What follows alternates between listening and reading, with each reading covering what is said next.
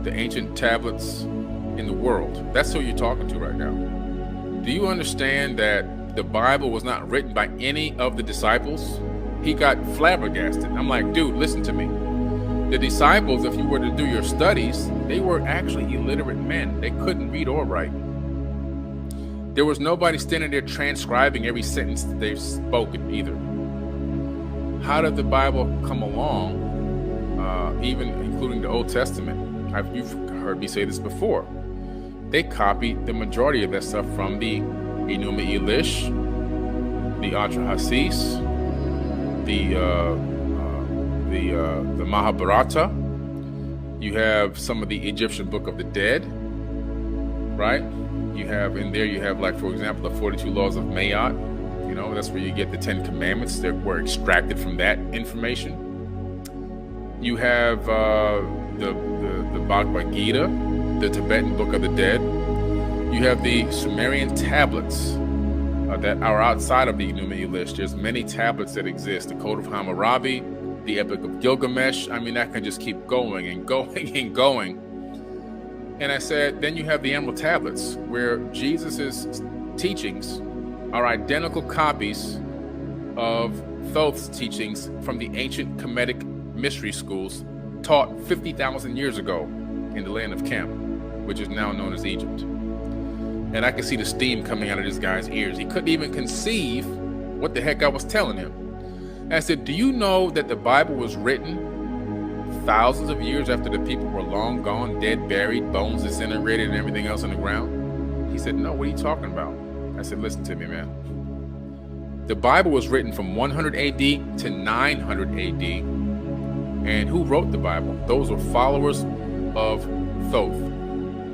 These people didn't write a Bible, by the way. What they did was they started discovering in different caves and different little makeshift buildings that existed a long time ago, these vases with scriptures and cylinder scrolls and papyruses and tablets, and they started collecting them, and they started transcribing that information onto paper, parchment paper, and so forth. And so that text, that information over time would be studied by the Gnostics.